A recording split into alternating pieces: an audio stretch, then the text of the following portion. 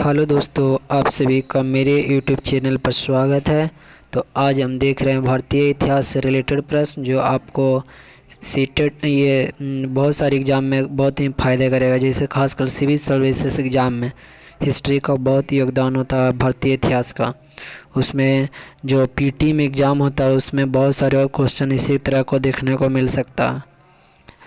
तो आप चैनल पर यदि पहली बार आएँ तो चैनल को सब्सक्राइब कर लें, बेल आइकन को दबा लें ताकि आने वाली वीडियो का नोटिफिकेशन सबसे पहले मिले। तो देखते हैं पहला प्रश्न कि पहली बार भारत के गवर्नर जनरल के कार्यालय में वाइसराय का पद जोड़ा गया। तो वाइसराय का जो पद भारत के गवर्नर जनरल में सबसे पहले कब जोड़ा गया था?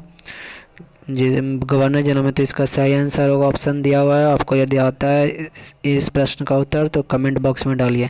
तो इसका सही आंसर होगा 1858 ईस्वी में।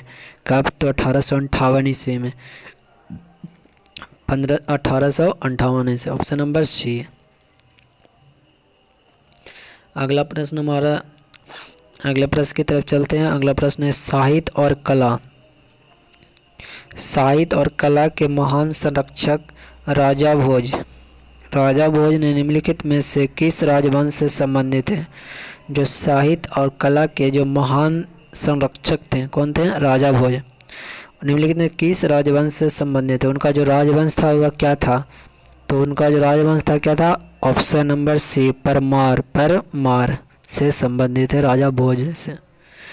अगला प्रश्न हमारा, अगले प्रश्न की तरफ चलते हैं। अगला प्रश्न हमारा कि उज्जैन के एक राजा विक्रमादित्य ने अपनी विजय के उपलक्ष्य में 58 ईसा पूर्व में विक्रम संवत की शुरुआत की थी।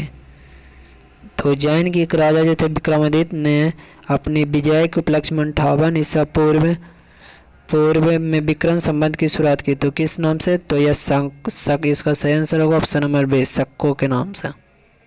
Option number B.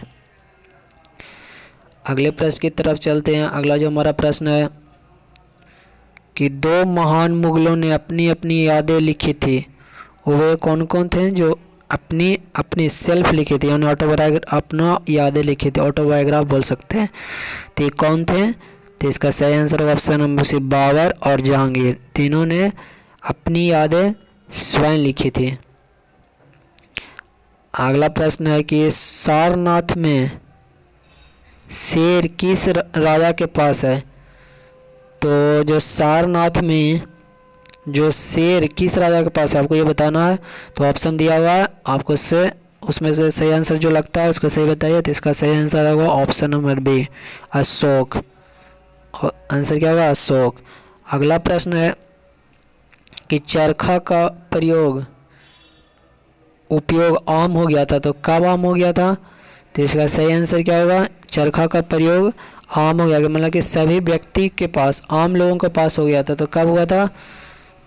तो इसका सही आंसर होगा ऑप्शन नंबर डी होगा, यानी 14वीं शताब्दी में चरखा का उपयोग लोगों तक के पहुंच चुका था। मतलब कि एक आम हो गया था, मतलब कि सब लोगों के पास ये सुविधा पहुंच चुका था। तो यह इसका सही आंसर क्या होगा? 14वीं शताब्दी में। अगला प्रश्न की तरफ चलते हैं। अगला प्रश्न हमारा गौतम बुद्ध के प्रवचनों की भाषा थी। तो गौतम बुद्ध के जो प्रवचन की भाषा क्या थी? तो आपको 4 ऑप्शन दिया है, आपको उसमें से सही आंसर चुनना है। तो इसका सही आंसर क्या होगा? ऑप्शन नंबर सी, पाली। जो गौतम बुद्ध के प्रवचनों की भाषा थी वह क्या थी? पाली थी। अगला प्रश्न की तरफ चलते हैं। हमारा अगला प्रश्न है कि 1820 के दशक में अंग्रेजों के खिलाफ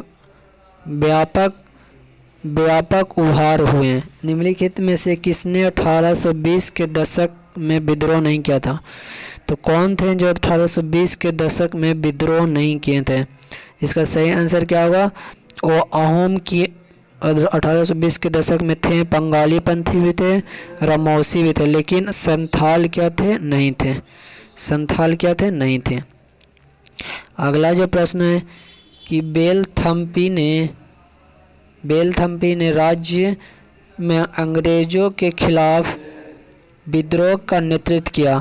तो कब कहाँ किया था? तो थम्पी ने राज्य में अंग्रेजों के खिलाफ विद्रोह का नेतृत्व कहाँ किया था? तो इसका सही आंसर हुआ कहाँ? त्रावणकोर में। कहाँ? त्रावणकोर में, बेलू थम्पी ने। अगला जो प्रश्न 1947 में माउंटबेटन प्लान के तहत खालिस्तान के लोगों को एक जनमत संग्रह के माध्यम से निर्णय लेने का अधिकार दिया गया था कि वे पाकिस्तान या भारत में शामिल। क्या 1947 के माउंटबेटन प्लान के तहत किन राज्य को लोगों को एक जनमत संग्रह मतलब लोगों का संग्रह के माध्यम से निर्णय लेने का अधिकार दिया गया था कि वे पाकिस्तान या भारत में शामिल होना चाहते हैं? तो जो इसमें यही था कि लोग जनमत संग्रह मतलब कि जनता के अधीन फैसला, ये जनता पर निर्णय छोड़ दिया गया था कि आप या तो पाकिस्तान में रहें या तो भारत आएँ। तो 1947 के, और इसका सही आंसर होगा NWFP और असम के सिलहाट जिला के लोगों को NWFP और असम के सिलहाट जिला के लोगों को जनमत संग्रह मतलब अपना डिसीजन स्वयं लें और उसी के मज़ेदार सोच कर विचार कर राय दें कि या तो आप इंडिया में रहेंगे या पाकिस्तान में रहेंगे। तो ये था आज का हमारा प्रश्न, जो भारतीय इतिहास से रिलेटेड प्रश्न था। तो वीडियो यदि आपको अच्छा लगता है, फ़ायदे यदि बुझाता है, तो चैनल को सब्सक्राइब कर लीजिए और बेल आइकन को दबा लीजिए ताकि आपको आने वाले प्रत्येक वीडियो का नोटिफिकेशन सबसे पहले मिले। तो वीडियो देखने के लिए धन्यवाद।